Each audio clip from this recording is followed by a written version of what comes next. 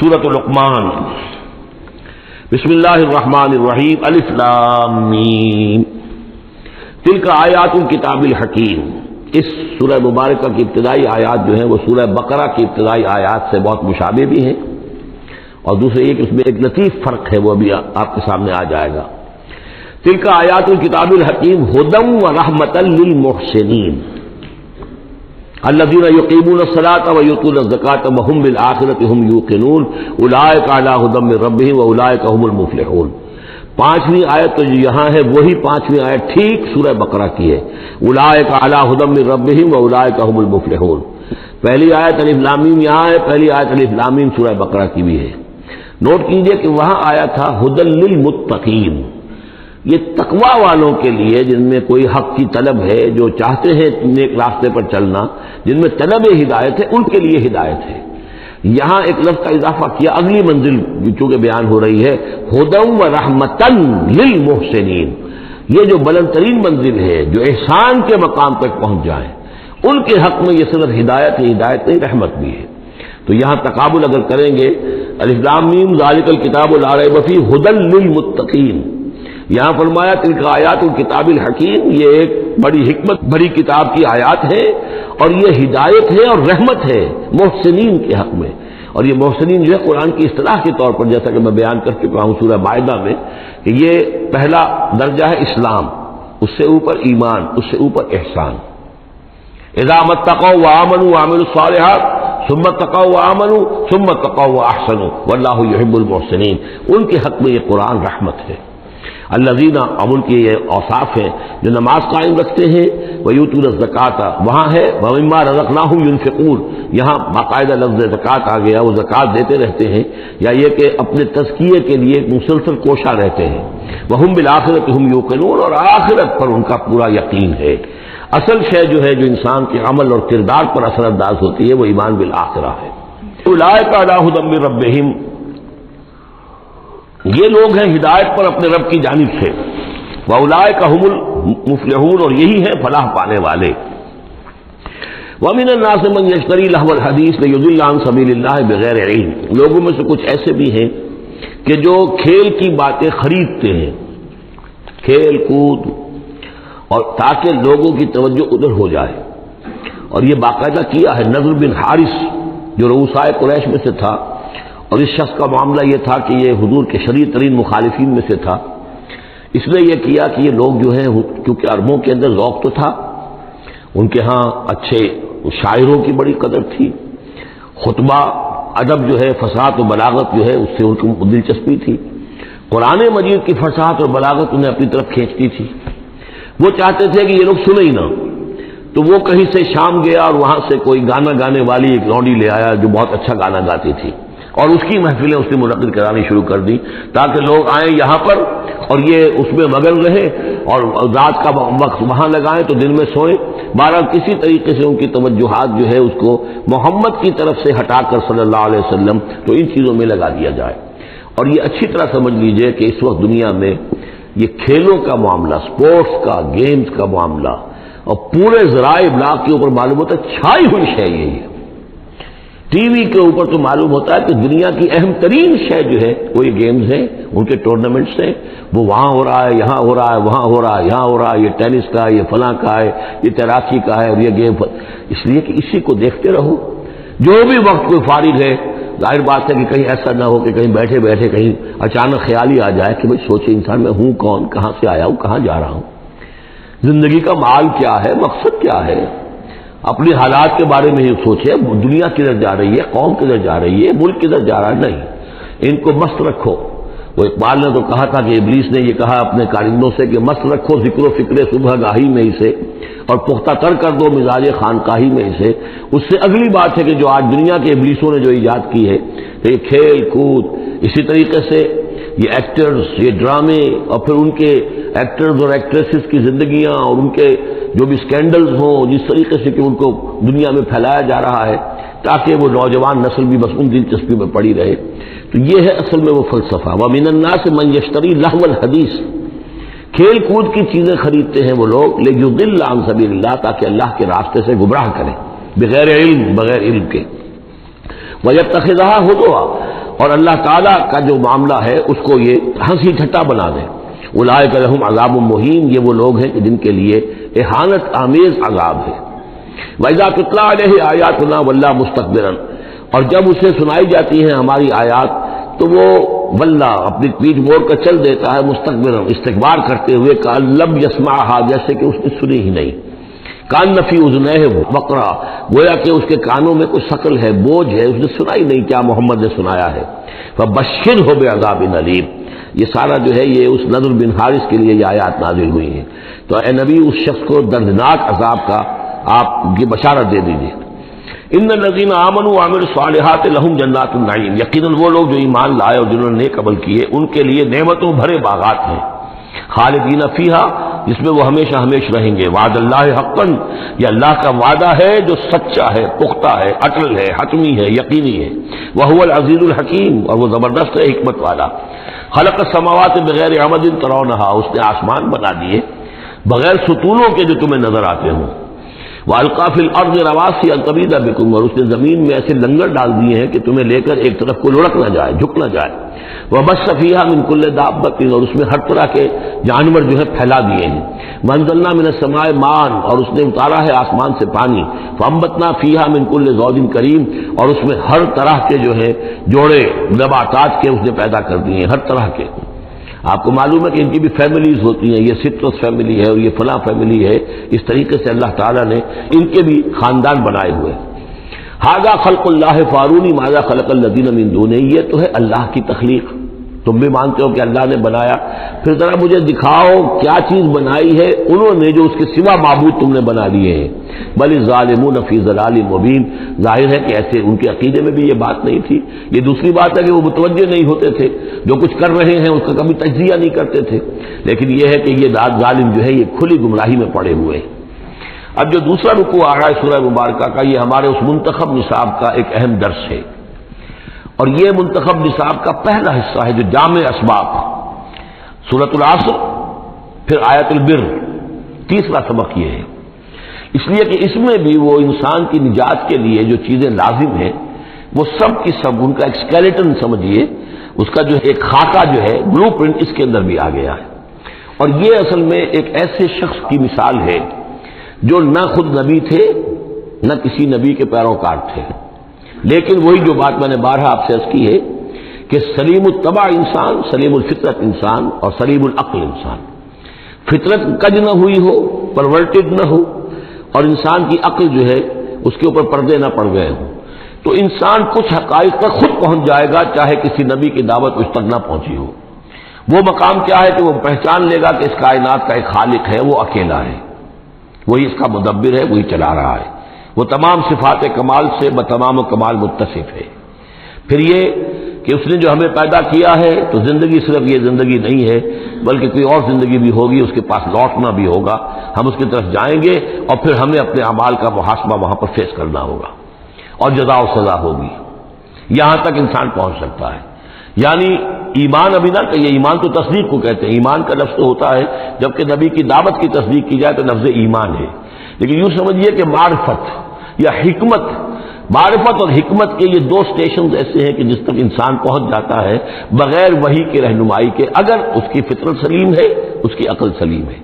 اس کے بعد وہ سوال کرتا ہے، یہی میں نے سورہ فاتحہ میں آپ کو بتایا تھا کہ سورہ فاتحہ دعا ہے، لیکن کس شخص کی دعا ہے؟ عام آدمی کی دعا نہیں ہے، وہ ہمیں تلقین تو کی گئی ہے، نماز میں ہم وہی پڑھتے ہیں، لیکن اس میں پیش نظر کیا ہے کہ ایک شخص جو اپنی سلامتی طبع، سلامتی فطرت، سلامتی عقل سے یہاں تک تو پہنچ گیا کہ الحمدللہ رب العالمین الرحمن الرحیم مالک یوم الدین ایاک نعبد، یہاں تک تو وہ پہنچ گیا ہے۔ اے رب پھر تیری ہی بندگی کرنی چاہیے، تیری ہی مرضی پر چلنا چاہیے، لیکن تیری مرضی کس شے میں ہے یہ ہمیں معلوم نہیں، تو کس چیز سے راضی ہوتا ہے، کس سے ناراض ہوتا ہے یہ ہمیں معلوم نہیں، تیری بندگی کیسے کریں یہ ہمیں معلوم نہیں، تو اس سے آگے پھر ہے وہ جو اہدنا الصراط المستقیم ایاک نعبد و ایاک نستعین اہدنا الصراط المستقیم۔ تو ایسی ایک شخصیت تھی حضرت لقمان کی، جہاں تک روایات ہیں ان سے معلوم ہوتا ہے کہ یہ حبشی النسل تھے۔ نوبیا ایک جگہ ہے کہ جو سوڈان اور یوں سمجھیے کہ مصر کے تقریباً درمیان یا سرحد پر ہے، وہاں یہ رہتے تھے اور کارپینٹر تھے، لیکن یہ کہ اللہ تعالیٰ ذہانت جس کو بھی چاہے دے دے، لیکن ان کے اندر اللہ تعالیٰ نے وہ ذہانت بھی دی تھی اور وہ سلامتی فکر، سلامتی عقل، سلامتی فطرت، سلامتی قلب، اس کے نتیجے میں وہ اس چیز تک پہنچ گئے تھے، توحید تک. اور اس کے ساتھ ہی یہ ہے کہ اعمال انسان کے جو ہیں وہ ضائع جانے والے نہیں ہیں، ان کا کوئی نہ کوئی بدلہ مل کر رہے گا. باقی یہ کہ جو چیزیں وہی سے معلوم ہوتی ہیں، جنت دوزخ، وہ تو ان کے تذکرہ نہیں ملے گا اس کے اندر. جو چیزیں، اور کسی رسول کا تذکرہ بھی نہیں ملے گا، اس لیے کہ وہ کسی رسول کے امتی ہوتے تو تذکرہ کرتے. یہاں انہوں نے جو اپنی ایک حکیم اور دانا انسان نے اپنے ساری عمر کے سوچ کا جو لب لباب ہے، خلاصہ ہے، حاصل ہے، وہ اپنے بیٹے کو اپنے انتقال کے وقت وصیت کی شکل میں منتقل کیا ہے، اور اس کو اللہ تعالیٰ نے قرآن میں نقل کر دیا. چونکہ ان کے اقوال کوٹ کیے جاتے تھے، جیسے ہم کو تقریر کرتے ہیں تو کبھی علامہ اقبال کا حوالہ دیتے ہیں، ان کا شعر کوٹ کر دیتے ہیں، کبھی کسی اور کا. تو یہ بھی اصل میں عرب میں خطباء اور شعراء جانتے تھے کہ یہ لقمان جو ہے یہ بہت ہی حکیم اور دانا انسان تھے، اور ان کے اقوال جو ہے کوٹ کیے جاتے تھے اشعار میں بھی اور خطبات میں بھی. تو اللہ نے بتایا کہ دیکھو یہ لقمان بھی جو اپنی سلامتی طبع اور سلامتی فکر کی وجہ سے جہاں تک پہنچا، وہ وہی اصول ہے کہ جن کی طرف محمد تمہیں دعوت دے رہے ہیں صلی اللہ علیہ وسلم. وَلَقَدْ آتَيْنَا لُقْمَانَ الْحِكْمَةَ، اور ہم نے لقمان کو دانائی عطا کی. وہ دانائی کا نتیجہ کیا تھا؟ ان اشکر للہ، کہ شکر کرو اللہ کا. دانائی کا تقاضا، فطرت کی سلامتی کا تقاضا کیا ہے؟ جو بھی آپ کے ساتھ بھلائی کرے اس کے لیے ایک احسان مندی کے جذبات آپ میں پیدا ہونے چاہیے. اگر نہیں ہو رہا ہے تو فطرت جو ہے پرورٹڈ ہے، بس ہو گئی. جو بھی بھلائی کرے. اور عقل کا تقاضا کیا ہے کہ اصل جو ہے منعم اس کو پہچان لیا جائے، اور وہ اللہ ہے. تو نتیجہ کیا نکلے گا؟ وہ سلامتی طبع جمع سلامتی عقل، تو اللہ کو پہچان لیا جائے اور کہا جائے الحمدللہ، جہاں سے قرآن مجید شروع ہوتا ہے. انشکر للہ، کہ شکر کرو اللہ کا. ومن یشکر فانما یشکر لنفسہ، جو کوئی بھی شکر کرتا ہے تو وہ شکر کرتا ہے اپنے ہی بھلے کے لیے، اپنے ہی فائدے کے لیے. ومن کفر فان اللہ غنی حمید، اور جو کفران نعمت کرتا ہے، ناشکری کرتا ہے، تو اللہ تو غنی اور حمید ہے. وَإِذْ قَالَ لُقْمَانُ لِابْنِهِ، اب یہاں سے حضرت لقمان کی وہ نصیحتیں ہیں جو انہوں نے اپنے بیٹے کو کی ہیں، یہاں مذکور نہیں ہے، لیکن مراد یہی ہے کہ انتقال کے وقت. جیسے کہ کوئی شخص دولت مند ہے تو وہ اپنے انتقال کے وقت اپنے بیٹوں کو، یا اگر بیٹا ایک ہی ہے تو اسے بتائے گا کس سے لینا ہے، کس کو دینا ہے، کیا حساب کتاب ہے، کہاں کہاں میرے ایسٹس ہیں. کوئی دفینہ ہے تو بھی بتائے گا کہ میرا وہاں فلاں جگہ پر دولت دفن ہے. ایک حکیم انسان کے پاس اصل شے اس کی ساری عمر کے غور و فکر کا جو حاصل ہے کہ میں نے جو کچھ سوچا ہے، میں نے جو کچھ بھی حاصل کیا ہے اپنی فطرت سلیمہ اور عقل سلیم کی رہنمائی میں، وہ میں تمہیں منتقل کر رہا ہوں.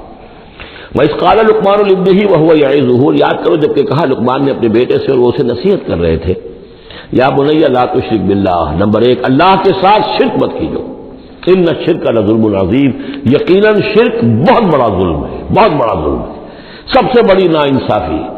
عربی زبان میں ظلم کہتے ہیں وضع شے فی غیر محلہ، کسی شے کو ہٹا کر اس کے اصل مقام سے ہٹا کر کہیں اور رکھ دینا، یہ ظلم ہے. اللہ خالق ہے تنہا، باقی سب مخلوق ہے. اب آپ نے مخلوق میں سے کسی کو اللہ کے برابر کر دیا، یا اللہ کو کسی اعتبار سے گرا کر مخلوق کی صف میں لا کے کھڑا کر دیا، اس سے بڑی ناانصافی، اس سے بڑا ظلم کوئی نہیں. وَإِذْ قَالَ لُقْمَانُ لِابْنِهِ وَهُوَ يَعِظُهُ يَا بُنَيَّ لَا تُشْرِكْ بِاللَّهِ إِنَّ الشِّرْكَ لَظُلْمٌ عَظِيمٌ. اور اس کے بعد فوراً ہی اللہ تعالیٰ نے اپنی طرف سے ایک بات عہد کی ہے. یہ چوتھا مقام آ گیا ہے کہ جہاں اللہ کے حق کے فوراً بعد والدین کا حق. ظاہر بات ہے کہ حضرت لقمان کو یہ بات کچھ یعنی مناسب نہیں معلوم ہوئی کہ وہ اپنا حق بھی بیان کریں، لہذا اس کی تکمیل کر دی اللہ تعالیٰ نے. وَوَصَّيْنَا الْإِنسَانَ بِوَالِدَيْهِ، اور ہم نے وصیت کی انسان کو اس کے والدین کے بارے میں، اور والدین میں سے بھی خاص طور پر والدہ، اس لیے کہ زیادہ مشقت وہ جھیلتی ہے، زیادہ تکلیفیں بچوں کی پرورش میں ماں کو برداشت کرنی پڑتی ہے. وَوَصَّيْنَا الْإِنسَانَ بِوَالِدَيْهِ حَمَلَتْهُ أُمُّهُ وَهْنًا عَلَى وَهْنٍ، اسے اٹھائے رکھا، وہ جو حمل ہے اس کے اپنے جسم کے اندر اٹھائے رکھا اس نے اس کو، وَهْنًا عَلَى وَهْنٍ، کمزوری پر کمزوری جھیل کر. وَفِصَالُهُ فِي عَامَيْنِ، پھر اس کا دودھ چھڑانا ہوا 2 سال میں سے. پھر یہ کہ پہلے 9 مہینے تو جونک کی طرح اس کے جسم کے اندر خون چوستا رہا، اور اس کے بعد پھر جو ہے دودھ اس کا جو ہے پیا ہے، تو وہ بھی اس کی توانائیاں اور اس کی قوت ہی ہے کہ جو دودھ کی شکل میں اس کے لیے غذا بنی. ان اشکر لی ولوالدیک، کہ شکر کرو میرا اور اپنے والدین کا، الی المصیر، اور میری طرف تم کو لوٹ کر آنا ہے. اب دیکھیے جیسے میں نے وہاں عرض کیا تھا کہ سورہ عنکبوت میں اور اس میں بڑی مناسبت ہے ان دو میں. وہ مضمون اب یہاں بھی آ رہا ہے کہ اگر یہ دو حق ٹکرا جائیں، ایک حق اللہ کا ہے شرک نہ کیا جائے، ایک حق والدین کے ساتھ حسن سلوک ہے، اب یہ ٹکرا گئے، والدین کہہ رہے ہیں شرک کرو، اب کیا کریں؟ وَإِن جَاهَدَاكَ عَلَىٰ أَن تُشْرِكَ بِي مَا لَيْسَ لَكَ بِهِ عِلْمٌ، اگر وہ تم سے جہاد کریں، تم پر دباؤ ڈالیں، تم سے لڑیں، تم سے جھگڑیں اور تمہیں مجبور کریں کہ تم شریک کرو اور شرک کرو میرے ساتھ ایسی چیز کا کہ جس کا تمہارے پاس کوئی علم نہیں ہے، فَلَا تُطِعْهُمَا، تو ان کا کہنا مت مانو۔ وہاں پر بھی یہ مضمون آ چکا، یہاں دوبارہ آ گیا کہ ان کے حقوق ایک حد تک ہیں، اس سے آگے بڑھ کر وہ اللہ کے حقوق پر ڈاکہ ڈالنے لگے، بازی بازی بازی سے بابا ہم بازی، ان کے حقوق اللہ کے حقوق کے برابر نہیں ہو سکتے، ان کے حقوق اللہ کے حقوق سے فائق نہیں ہو سکتے، اس کے نیچے نیچے ہیں، تو شرک نہیں۔ البتہ یہاں یہ ذہن میں رکھیے کہ شرک صرف بت پرستی کو نہیں کہتے، لا تشرک، شرک کی کوئی قسم بھی ہو۔ اب اللہ کے کسی ایک حکم کو اگر والدین کہتے توڑو، تو اس کا کیا مطلب ہے؟ یہ شرک کا حکم دے رہے ہیں، اس لیے کہ آپ نے والدین کے کہنے پر اللہ کے حکم کی خلاف ورزی کی، اس کا مطلب ہے کہ آپ نے مطاع اور معبود والدین کو بنا لیا۔ نفس کے کہنے پر آپ حرام کے اندر منہ مار رہے ہیں تو آپ کا جو حرام جو دولت ہے وہ آپ کا معبود ہے، اور آپ کا نفس آپ کا معبود ہے۔ ارأیت من اتخذ الہہ ہواہ، کیا تم نے دیکھا اس شخص کو جس نے اپنی خواہش و نفس کو اپنا معبود بنا لیا؟ تو شرک کا مفہوم جو ہے اس کا پورا وسیع مفہوم، اور جیسا کہ اس سے پہلے بھی تذکرہ ہو چکا ہے، اس پر الحمدللہ کہ میں نے تقریباً 20 سال پرانی بات ہے یہ کہ میں نے اقسام حقیقت و اقسام شرک پر 6 گھنٹے کے کیسز جو ہیں میرے وہ ریکارڈڈ ہیں اور موجود ہیں۔ تو اس حوالے سے اس کو یہ نہیں سمجھنا چاہیے کہ شرک سے مراد صرف بت پرستی ہے۔ وَإِن جَاهَدَاكَ عَلَىٰ أَن تُشْرِكَ بِي مَا لَيْسَ لَكَ بِهِ عِلْمٌ فَلَا تُطِعْهُمَا، لیکن دیکھیے یہ ہے اللہ تعالیٰ کی تعلیم، اس کے اندر کیا توازن ہے۔ اس کا یہ مطلب نہیں ہے کہ والدین کے سارے حقوق ہی ساقط ہو گئے۔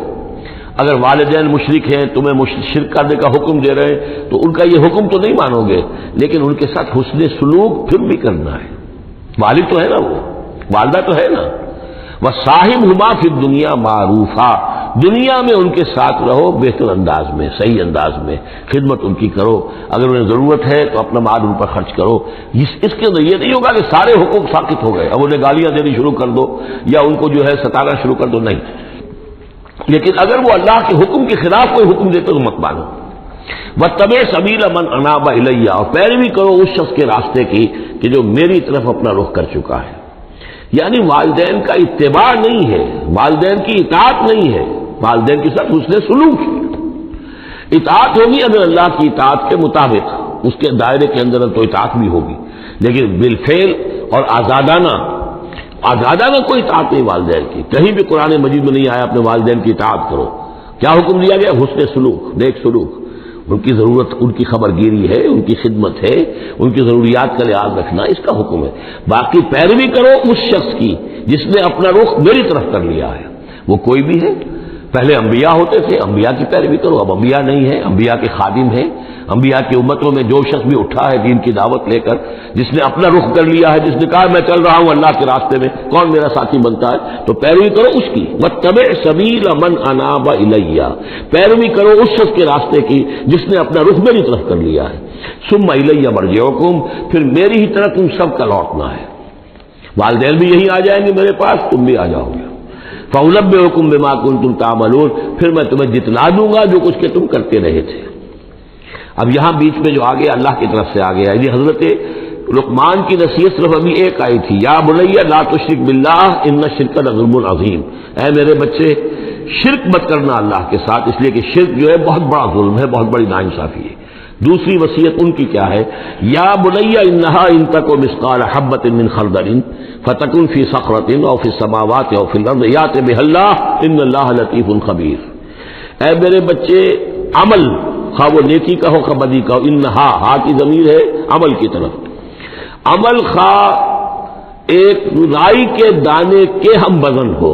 اب یہ سب سے چھوٹی چیز، رائی کا دانہ، فتیلہ، نقیرہ، یہ 3 چیزیں آتی ہیں قرآن مجید میں عام طور پر چھوٹی شے کے لیے، لا یظلمون فتیلہ، لا یظلمون نقیرہ، اور یہ کہ رائی کا دانہ بہت چھوٹا، تو چاہے وہ نیکی یا بدی ہو رائی کے دانے کے ہم وزن، اور پھر فتکن فی صخرۃ، وہ کسی پہاڑ کی کسی چٹان کے پیٹ میں جا کر، کسی کھو کے اندر جا کر وہ عمل کیا گیا ہو، اور فی السماوات یا آسمانوں میں کیا گیا ہو. اب تو آسمانوں میں ہے نا، آپ خلا میں جا کر وہ عمل کر رہے ہیں تو پھر اب تو انسان جو ہے وہاں تک پہنچ گیا ہے.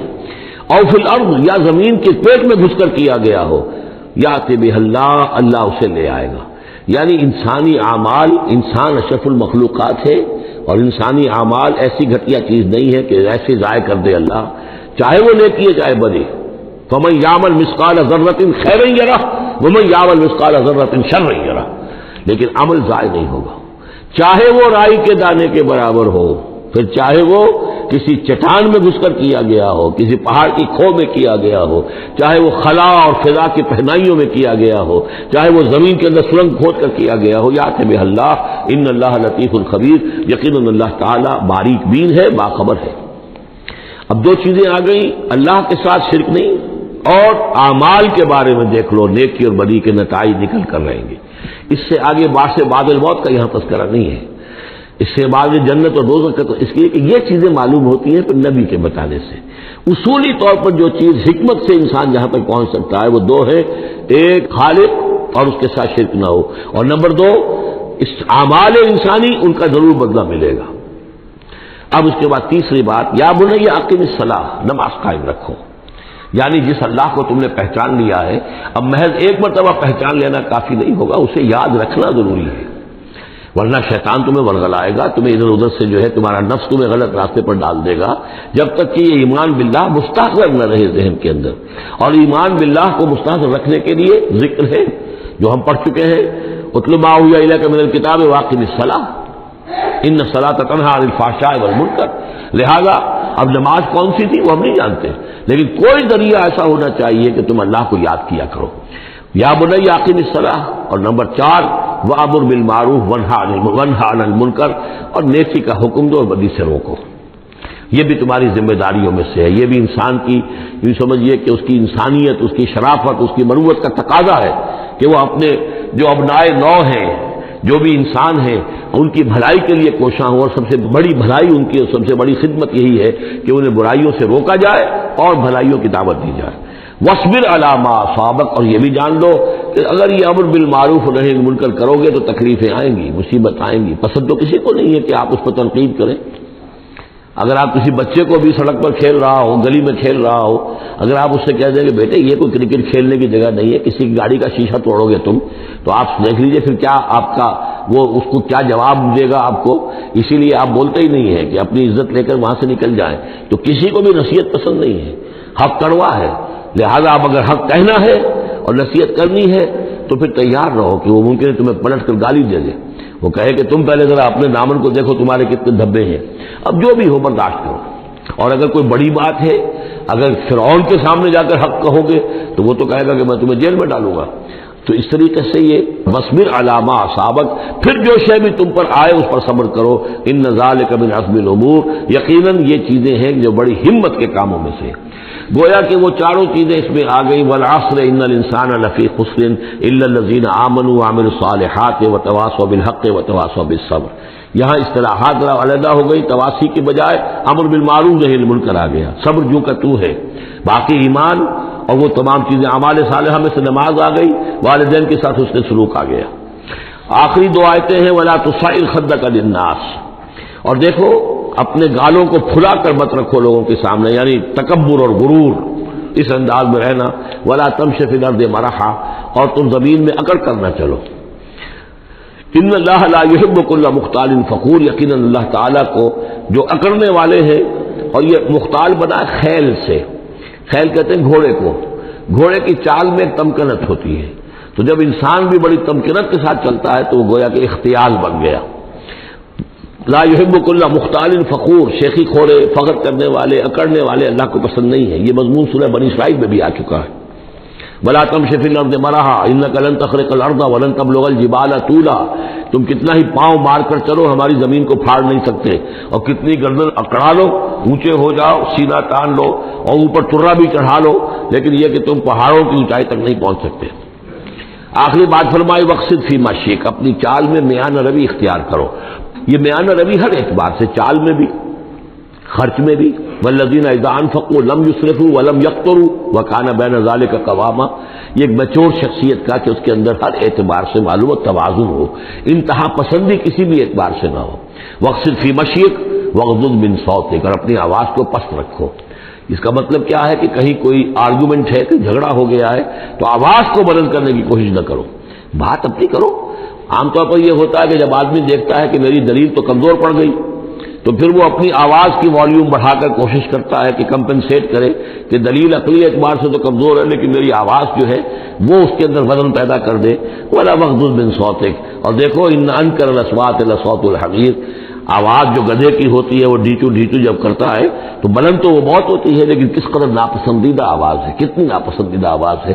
تو آواز کی بلندی کوئی حسن نہیں ہے، اصل تو یہ شے ہے کہ آپ جو بات کہیں وہ وزنی ہو، وہ دلیل کے ساتھ ہو، اور وہ آپ اپنی بات کو منوا سکیں اس کے حوالے سے۔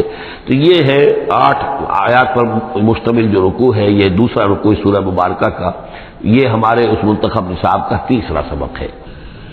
الم تروا ان اللہ سخر لکم ما فی السماوات وما فی الارض واسبغ علیکم نعمہ ظاہرۃ وباطنہ ومن الناس من یجادل فی اللہ بغیر علم ولا ہدی ولا کتاب منیر صدق اللہ العظیم۔ کیا تم نے دیکھا نہیں کہ اللہ تعالیٰ نے تمہارے لیے مسخر کر دیا ہے جو کچھ کے آسمانوں میں ہے اور جو کچھ کے زمین میں ہے، یعنی یہ کہ آسمان کے اندر سورج ہے، چاند ہے، یہ سب تمہاری ضرورتیں بہم پہنچانے میں لگے ہوئے ہیں۔ سورج کی تمازت ہے جس سے تمہاری فصلیں پکتی ہیں، اسی سے ہواؤں کا نظام چل رہا ہے، بارشوں کا برسنا، تو یہ سارا معلوم ہوتا ہے کہ تمہارے لیے یہ سب بستر بچھایا ہے اللہ نے اور ساری تمہاری ضرورتیں پوری کی ہیں۔ واسبغ علیکم نعمہ، اور اس نے تم پر اپنی ساری نعمتیں مکمل کر دی ہیں، پوری کر دی ہیں۔ ظاہرتاً و باطنتاً، یہ نعمتیں ظاہری بھی ہیں باطنی بھی ہیں، جو باہر سے نظر آتی ہیں دکھتی ہیں جن کو ہم استعمال کرتے ہیں، بہت سی نعمتیں وہ جن کا ہمیں احساس ہی نہیں ہے، ہمارے وجود کے اندر کیا کچھ اللہ تعالی نے مدیت کیا ہوا ہے اس کا ہمیں پوری طرح احساس بھی نہیں۔ ومن الناس من یجادل فی اللہ بغیر علم، یہ آیت آ چکی ہے سورہ حج میں۔ لوگوں میں سے کچھ ایسے بھی ہیں جو جھگڑتے ہیں اللہ کے معاملے میں یا اللہ کے بارے میں یا اللہ کے احکام کے بارے میں، اللہ کی آیات کے بارے میں، بغیر اس کے کہ بغیر علم کہ ان کے پاس کوئی علم ہو، ولا ہدن، نہ کوئی رہنمائی اور ہدایت ہے، ولا کتاب منیر، نہ کوئی روشن کتاب ہے۔ وَإِذَا قِيلَ لَهُمُ اتَّبِعُوا مَا أَنزَلَ اللَّهُ قَالُوا بَلْ نَتَّبِعُ مَا وَجَدْنَا عَلَيْهِ آبَاءَنَا، اور جب ان سے کہا جاتا ہے کہ پیروی کرو اس کی جو اللہ نے نازل فرمایا ہے، قرآن اتارا ہے، اس کی پیروی کرو، قالوا، وہ کہتے ہیں بل نتبع ما وجدنا علیہ آباءنا، بلکہ ہم تو پیروی کریں گے اس کی کہ جس کو پر ہم نے پایا ہے اپنے آباء و اجداد کو۔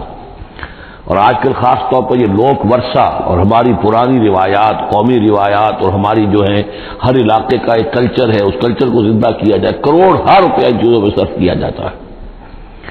اولو کان الشیطان یدعوہم الی عذاب السعیر، خواہ شیطان ان کو پکار رہا اور بلا رہا ہو، یہ جو باتیں بنا رہے ہیں در حقیقت یہ شیطان کی دعوت اور اس کی تبلیغ ہے در حقیقت، جس کو انہوں نے قبول کیا ہے۔ یدعوہم الی عذاب السعیر، اور وہ انہیں بلا رہا ہے اس جہنم کے عذاب کی طرف۔ وَمَن يُسْلِمْ وَجْهَهُ إِلَى اللَّهِ وَهُوَ مُحْسِنٌ، اور جس شخص نے اپنا چہرہ اللہ کے سامنے جھکا دیا، تابع فرمان کر دیا اپنے چہرے کو الی اللہ، اللہ کی جانب، وَهُوَ مُحْسِنٌ، اور وہ احسان کی روش اختیار کرے، فَقَدِ اسْتَمْسَكَ بِالْعُرْوَةِ الْوُثْقَىٰ، تو اس نے تو مضبوط تھام لیا ہے، مضبوط کنڈے کو، اس کا ہاتھ پڑ گیا ہے۔ یہ سورہ بقرہ میں بھی یہ الفاظ آئے تھے آیت کی کرسی کے فوراً بعد۔ فَمَن يَكْفُرْ بِالطَّاغُوتِ وَيُؤْمِن بِاللَّهِ فَقَدِ اسْتَمْسَكَ بِالْعُرْوَةِ الْوُثْقَىٰ وَإِلَى اللَّهِ عَاقِبَةُ الْأُمُورِ، اور تمام معاملات کا انجام آخر کار اللہ ہی کے ہاتھ میں ہے، اللہ ہی تک اس کو لوٹا دیا جائے گا۔ وَمَن كَفَرَ فَلَا يَحْزُنكَ كُفْرُهُ، اور اے نبی جو کفر کر رہا ہے تو آپ اس کے کفر اور کفر کے لیے جو وہ بھاگ دوڑ کر رہا ہے اس سے آپ پریشان نہ ہو، دلگیر نہ ہو۔ الینا مرجعہم، میری طرف ان سب کو لوٹنا ہے، فننبئہم بما عملوا، ہم انہیں اچھی طرح بتا دیں گے، جتلا دیں گے جو کچھ کہ انہوں نے کیا تھا۔ ان اللہ علیم بذات الصدور، یقیناً اللہ تعالیٰ تو جو کچھ سینوں میں چھپا ہوا ہے اس سے بھی واقف ہے۔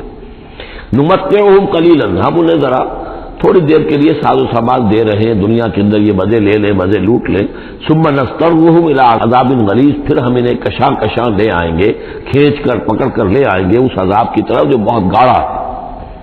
وَلَئِن سَأَلْتَهُم مَّنْ خَلَقَ السَّمَاوَاتِ وَالْأَرْضَ لَيَقُولُنَّ اللَّهُ، اور اگر آپ ان سے پوچھیں کس نے پیدا کیا آسمان اور زمین تو وہ کہیں گے اللہ نے۔ قُلِ الْحَمْدُ لِلَّهِ، کہیے الحمدللہ، ساری حمد بھی پھر اسی کی ہے۔ بل اکثرهم لا يعلمون، لیکن یہ کہ ان کی اکثریت علم نہیں رکھتی۔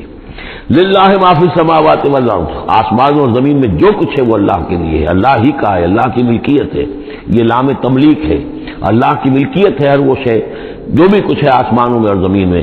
ان اللہ هو الغنی الحمید، یقیناً وہ غنی ہے، اسے کوئی احتیاج نہیں، اور حمید ہے، بڑی خوبیوں والا ہے، اپنی ذات میں ستودہ صفات ہے۔ وَلَوْ أَنَّ مَا فِي الْأَرْضِ مِنْ شَجَرَةٍ أَقْلَامٌ، اور اگر جتنے بھی زمین میں درخت ہیں وہ قلم بن جائیں، والبحر، اور سمندر جو ہے وہ سیاہی بن جائے، جیسے میں یہ مضمون سورہ کہف میں بھی آ چکا ہے۔ قُلْ لَوْ كَانَ الْبَحْرُ مِدَادًا لِكَلِمَاتِ رَبِّي وَلَنَفَدَ الْبَحْرُ قَبْلَ أَن تَنفَدَ كَلِمَاتُ رَبِّي وَلَوْ جِئْنَا بِمِثْلِهِ مَدَدًا، اگر پورا سمندر جو ہے میرے رب کے کلمات کو لکھنے کے لیے سیاہی بن جائے تو وہ سیاہی سمندر ختم ہو جائے گا، لیکن یہ کہ میرے رب کی کلمات ختم نہیں ہوں گے، چاہے اتنا ہی سمندر اور لے آیا جائے۔ وہی مضمون یہاں بھی آ رہا اور یہ بات نوٹ کی ہے، میں نے کئی مرتبہ آپ کو بتائی ہے کہ اہم مضامین قرآن مجید میں کم سے کم دو جگہ ضرور ملتے ہیں۔ ولو، اب وہاں پر صرف سیاہی کا تذکرہ تھا، یہاں سیاہی کے ساتھ قلم۔ ولو ان ما فی الارض من شجرۃ اقلام، اگر جتنے بھی درخت زمین میں ہیں وہ سب کے سب قلم بن جائیں۔ والبحر، اور سیاہی جو ہے یہاں پہ اب محذوف سمجھیے مدادن، اور بحر جو ہے سمندر جو ہے وہ سیاہی کی شکل اختیار کر لے۔ یمدہ من بعدہ سبعۃ ابحر، اور اس سیاہی کو پھر مزید پھیلائے اور بڑھائے 7 سمندر اور اس کے اندر جو ہے ڈال دیے جائیں، ما نفدت کلمات اللہ، اللہ تعالیٰ کی کلمات ختم نہیں ہوں گے۔ اور یہ میں عرض کر چکا ہوں، اس سے مراد کیا ہے کہ ہر شے جو اس کائنات میں ہے اللہ تعالیٰ کے کلمہ کن کا ظہور ہے، تو گویا کہ یہ تمام مخلوقات جو ہے کلمات اللہ ہے۔ اس اعتبار سے ظاہر بات ہے کہ احصاء کرنا ممکن ہی نہیں، اور آج کچھ نہ کچھ ہمیں اندازہ ہے کہ یہ کائنات کتنی وسیع و عریض ہے۔ ابھی تک بڑی سے بڑی ٹیلیسکوپس ایجاد کرنے کے باوجود trillions and trillions and trillions of light years تک تو ہم نے دیکھ لیا ہے، لیکن کائنات کا سرا ابھی ہمیں نظر نہیں آیا کہ یہ شروع کہاں ہوتی ہے ختم کہاں ہوتی ہے۔ تو اس سے اندازہ کریں اللہ تعالیٰ کی خلاقی کا اور اس کی مخلوقات کتنی ہیں۔ تو وہ جتنے بھی کلمات کن ہیں اگر ان کو لکھنے کے لیے تمام جو ہے زمین کے درخت وہ قلم بن جائیں اور تمام سمندر جو ہیں وہ سیاہی بن جائے اور 7 سمندر اور بھی اس میں ایڈ کر دیے جائیں، تب بھی یہ کہ اللہ کے کلمات ختم نہیں ہوں گے۔ ان اللہ عزیز الحکیم، یقیناً اللہ تعالیٰ زبردست ہے، حکمت والا۔ اب ادھر تو اس میں تو اللہ تعالیٰ کی تخلیق کی وسعت اور عظمت کا تذکرہ ہو گیا، اب اس کے انتظام کا معاملہ، اس کی تدبیر جو ہے اس میں کس قدر یسر ہے، کتنی آسانی ہے، کتنی سہولت ہے اس کے لیے۔ یعنی اس کائنات کو جیسے کہ سورہ بقرہ میں آیت الکرسی میں بھی آیا تھا وَلَا يَئُودُهُ حِفْظُهُمَا، یہ آسمانوں اور زمین کی حفاظت اس پر کوئی بھاری نہیں ہے، مشکل نہیں ہے، اس کو جو ہے اس کے تھامنے میں، اس کے چلانے میں کوئی اس کے لیے یہ کام بوجھل نہیں ہے، وزنی نہیں ہے۔ وَلَا يَئُودُهُ حِفْظُهُمَا وَهُوَ الْعَلِيُّ الْعَظِيمُ، تو اسی کو یہاں فرمایا ما خلقکم ولا بعثکم الا کنفس واحدہ، تم سب کو پیدا کرنا اور تم سب کو دوبارہ پیدا کر لینا اللہ تعالیٰ کے لیے ایسے ہی جیسے ایک نفس کا پیدا کر دینا، اللہ کے لیے یہ اتنا یسیر ہے۔ ان اللہ سمیع بصیر، یقیناً اللہ تعالیٰ سمیع ہے اور بصیر ہے۔ تو گویا کہ ایک ہے اللہ کی تخلیق کی وسعت و عظمت، وہ تو کلمات الہی، اور ایک ہے اللہ تعالیٰ پر یہ کتنا ہلکا ہے، اہون علیہ، یہ اس کے لیے بہت آسان ہے، یسر اور سہولت اللہ تعالیٰ اس کے انتظام کو، اس کو جو لے کر چل رہا ہے اس پر بھاری نہیں۔ الم تر ان اللہ یولج اللیل فی النہار، کیا تم دیکھتے نہیں کہ اللہ تعالیٰ رات کو پرو لاتا ہے دن میں، ویولج النہار فی اللیل، اور دن کو پرو لاتا ہے رات میں۔ اب یہ ایک تو اس کا مفہوم یہ ہو سکتا ہے کہ جیسے ایک ڈوری ہے اور اس ڈوری کے اندر اگر آپ نے دانے ڈالے ہوئے، تصویر میں ایک سیاہ ہے ایک سفید، ایک سیاہ ایک سفید ہے، سیاہ کے بعد سفید، سفید کے بعد سیاہ، یہ تو آتا چلا جائے گا۔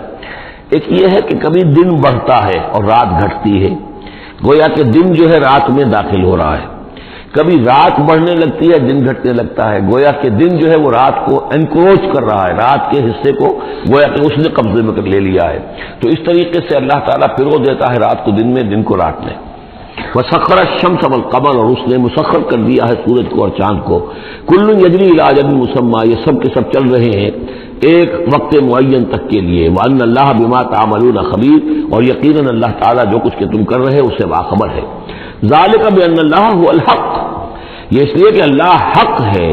وانما يدعون من دونه الباطل، اور یہ کہ جس کو یہ پکار رہے ہیں اللہ کے سوا وہ سب باطل ہیں، ان کی کوئی حقیقت ہی نہیں۔ باطل اس کو کہتے ہیں جو نظر تو آئے ہو نہ، کوئی حقیقت اس کی نہ ہو، جیسے شراب، پانی نظر آتا ہے لیکن پانی ہے نہیں۔ وَأَنَّ اللَّهَ هُوَ الْعَلِيُّ الْكَبِيرُ، اور یقیناً اللہ تعالیٰ ہی ہے سب سے بلند و بالا اور سب سے بڑا اور عظمت والا۔ أَلَمْ تَرَ أَنَّ الْفُلْكَ تَجْرِي فِي الْبَحْرِ بِنِعْمَتِ اللَّهِ لِيُرِيَكُم مِّنْ آيَاتِهِ، کیا تم دیکھتے نہیں کہ کشتیاں چلتی ہیں سمندر میں یا دریا میں اللہ کی نعمتوں کو لے کر؟ ظاہر بات ہے ٹرانسپورٹ جو ہوتی تھی پہلے بہت بڑی، وہ سمندروں میں کشتیوں سے، دریاؤں میں بھی۔ لِيُرِيَكُم مِّنْ آيَاتِهِ، تاکہ وہ تمہیں دکھائے اپنی آیات میں سے۔ إِنَّ فِي ذَلِكَ لَآيَاتٍ لِكُلِّ صَبَّارٍ شَكُورٍ، یقیناً اس میں آیات ہیں، لیکن کس کے لیے؟ ان سب لوگوں کے لیے جو صبر کرنے والے ہیں، شکر کرنے والے ہیں۔ صبار یہ بھی مبالغے کا صیغہ ہے، فعال کے وزن پر بہت صبر کرنے والا، شکور فعول کے وزن پر ہے بہت زیادہ شکر کرنے والا۔ وَإِذَا غَشِيَهُم مَّوْجٌ كَالظُّلَلِ، اور جب یہ کبھی سمندر میں ہوتے ہیں اور ان کے اوپر ایک موج چڑھتی ہے اور ڈھانپ لیتی ہے انہیں جیسے کہ بادل ہو، ایسی موج آ رہی ہے کہ گویا کہ وہ تمہارے اوپر سے گزر جائے گی۔ دعوا اللہ مخلصین لہ الدین، تو وہ پکارنے لگتے ہیں اللہ کو اسی کے لیے اپنی اطاعت کو خالص کرتے ہوئے۔ فلما نجاہم الی البر، اور جب اللہ انہیں نجات دے کر لے آتا ہے خشکی پر، فمنہم مقتصد، تو ان میں سے کچھ وہ لوگ ہیں کہ جو بیچ کی چال پر چلتے ہیں، یعنی یہ کہ اکثر و بیشتر جو ہیں وہ پھر شرک کی راہ اختیار کر لیتے ہیں۔ وما یجحد بآیاتنا الا کل ختار کفور، اور ہماری آیات کا انکار نہیں کرتے مگر وہی جو قول کے جھوٹے ہیں اور ناشکرے ہیں۔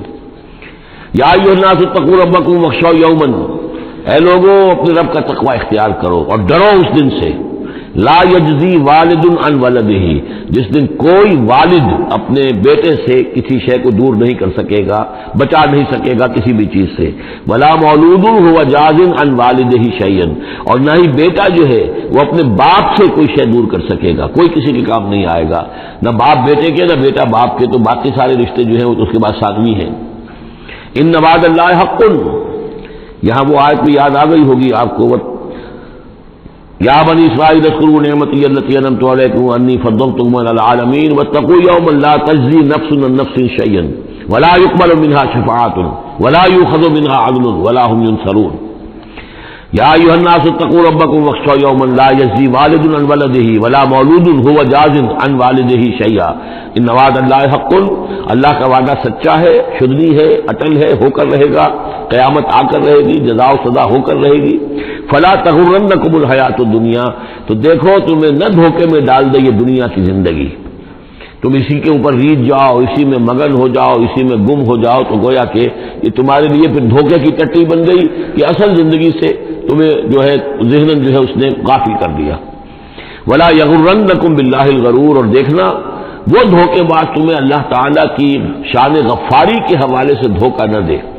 یہ شیطان آ کر یہ بھی کہتا ہے کہ اللہ تو بڑا غفار ہے، تم نے کیا کیا، کچھ چھوٹے سے گناہ تھوڑے سے کیے، اللہ کی مغفرت تو بہت وسیع ہے، خامخواہ کاہے کو گھبراتے ہو، کاہے کو توبہ کرتے ہو۔ تو یہ جو ہے اللہ کی رحیمی، اللہ کی شان غفاری کا حوالے سے دھوکے میں دینا انسان کو۔ ولا یغرنکم باللہ الغرور ان اللہ عندہ علم الساعہ، اللہ ہی ہے کہ جس کے پاس ہے قیامت کا علم کہ قیامت کب آئے گی۔ ساعہ اور قیامہ، اس کے فرق کو ذہن میں رکھیے۔ گھڑی وہ معین گھڑی جبکہ زلزلہ ہوگا اور یہ اجرام سماویہ جو ہیں وہ ایک دوسرے سے ٹکرائیں گے اور پہاڑ جو ہے روئی کے گالوں، یہ ساعہ ہے جس میں کہ ہلاکت ہوگی دنیا کی آخری۔ اور پھر باعث بادل موت کے بعد جو دن آنا ہے وہ قیامہ ہے۔ قیام کہتے ہیں کھڑے ہونے کو، اس دن کھڑے ہوں گے لوگ اور حاضر ہوں گے اپنے رب کے حضور میں۔ تو عام طور پر ہم قیامت کا لفظ جب بولتے ہیں تو ساعت کی جگہ پر بولتے ہیں۔ قرآن کی جو پرٹیکولر اپنی ٹرمینالوجی ہے اس میں یہ ساعہ ہے، وہ گھڑی کہ جس میں ہلچل ہوگی اور یہ جو بھی کچھ ہونا ہے جس کا کہ نقشہ کھینچا گیا، القاریہ والقاریہ وما ادراک ما القاریہ، یہ ہے الساعہ۔ لیکن پھر جب بعد الموت کے بعد جب کھڑے ہونا ہے قبروں سے نکل کر اللہ کے حضور میں، تو یہ ہوگا قیامہ، کھڑے ہونے کا دن۔ ان اللہ عندہ علم الساعہ، وہ ساعت کب آئے گی اس کا علم صرف اللہ کے پاس ہے۔ وَيُنَزِّلُ الْغَيْثَ، وہی بارش برساتا ہے۔ وَيَعْلَمُ مَا فِي الْأَرْحَامِ، وہ جانتا ہے جو کچھ کے رحموں میں ہے، ماں کے پیٹ میں کیا ہے وہ جانتا ہے۔ وَمَا تَدْرِي نَفْسٌ، اور کوئی جان نہیں جانتی ماذا تَكْسِبُ غَدًا، کہ کل وہ کیا کمائی کرے گی۔ وَمَا تَدْرِي نَفْسٌ، اور کوئی جان نہیں جانتی بِأَيِّ أَرْضٍ تَمُوتُ، کہ کس زمین میں اس کی موت واقع ہوگی۔ ایک شخص ہے اپنے ملک سے صرف چند دن کے لیے کہیں باہر گیا، وہیں انتقال ہو گیا، اسے کبھی گمان بھی نہیں ہو سکتا تھا، سال ہر سال سے کہیں مقیم ہے، وہاں موت نہیں آئی، اور کہیں گیا ہے اور وہاں موت آ گئی، تو کوئی نہیں جانتا کس زمین میں اس کی موت واقع ہوگی۔ ان اللہ علیم الخبیر، یقیناً اللہ تعالیٰ علیم اور خبیر ہے۔ یہ جو 5 چیزیں یہاں گنوائی گئی ہیں، اس میں آج کل بڑا اشکال ہے، اور لوگ کہتے ہیں کہ یہ آپ پتہ چل جاتا ہے کہ ماں کے رحم میں جو ہے، ماں کے پیٹ میں بیٹا ہے یا بیٹی ہے۔ اس کے 2 اعتبار سے اس کو سمجھ لیجئے۔ اس آیت میں 5 چیزوں کا ذکر ہے۔ پہلی چیز میں حصر کا اسلوب ہے کہ یہ چیز صرف اللہ کو معلوم ہے، اگرچہ یہاں یہ نہیں لکھا ہوا ہے کہ اللہ کے سوا کوئی نہیں جانتا، پھر بھی چونکہ حصر کا اسلوب ہے، ان اللہ عندہ علم الساعہ، یقیناً اللہ ہی ہے جس کے پاس ہے قیامت کا علم، ساعت کا علم۔ اس میں بھی گویا کہ نفی ہو گئی کہ کوئی اور نہیں جانتا۔ 2 آخری چیزوں میں بھی نفی ہے، وما تدری نفس ماذا تکسب غدا، کوئی نہیں جانتا کہ کل وہ کیا کمائے گا، اس میں بھی کیٹیگوریکل نفی ہے اس کی۔ وما تدری نفس بأی ارض تموت، یہ بھی پھر کیٹیگوریکل نفی ہے کہ نہیں کوئی جانتا، کوئی جان نہیں جانتی کہ کہاں اس کی موت واقع ہوگی۔ لیکن 2 چیزیں جو ہے کیٹیگوریکل ڈینائل نہیں ہے۔ وَيُنَزِّلُ الْغَيْثَ، اللہ بارش برساتا ہے، یہ کہاں لکھا؟ نہ یہاں اس حصر کا اسلوب ہے، نہ یہ لکھا ہے کہ یہ کام جو ہے صرف اللہ کرتا ہے۔ اسی طرح یعلم ما فی الارحام، اللہ جانتا ہے جو کچھ کے رحموں میں ہے، اب یہ جو نہیں لکھا کہ کوئی اور نہیں جانتا۔ اس اعتبار سے قرآن مجید کے الفاظ جو ہیں ان کے اوپر تو اعتراض وارد ہو ہی نہیں سکتا۔ البتہ اعتراض اگر کچھ وارد ہوتا تو ایک حدیث پر ہوتا ہے۔ حدیث میں یہ آیا ہے کہ حضرت جبرائیل نے جب پوچھا تھا کہ مجھے قیامت کے بارے میں بتائیے، تو اس میں سے ایک روایت میں یہ الفاظ آئے ہیں کہ فی 5 لا یعلمہن الا اللہ، یہ قیامت کا علم جو ہے یہ تو ان 5 چیزوں میں سے ہے جنہیں اللہ کے سوا کوئی نہیں جانتا، اور وہاں حضور نے یہ ساری چیزیں گنوائی ہیں۔ اس کا جواب وہ یہ ہے کہ رحم میں کیا ہے اس کا صرف ایک پہلو ہمیں معلوم ہوا ہے کہ وہ بیٹا یا بیٹی ہے، باقی جو کچھ ہے اس کے نہ معلوم کتنے پہلو ہیں، کتنا ذہین ہے، کس قدر فطین ہے، اس کے اندر کیا اوصاف ہے، اس میں کیا صلاحیتیں ہیں، شقی ہے یا سعید ہے، نیکوکار ہوگا بدکار ہوگا، کیا پتہ ہے، یا ہوگا یا ہوگی۔ تو اس سے یہ کہ اس کی جو حدیث کا بھی معاملہ ہے اس کی بھی جو ہے اس کی توضیح موجود ہے، اس پہ کسی گھبرانے کی ضرورت نہیں ہے۔ ان اللہ علیم الخبیر، یقیناً اللہ تعالیٰ علیم اور خبیر ہے۔ بارک اللہ لی ولکم فی القرآن العظیم ونفعنی وإیاکم بالآیات والذکر الحکیم۔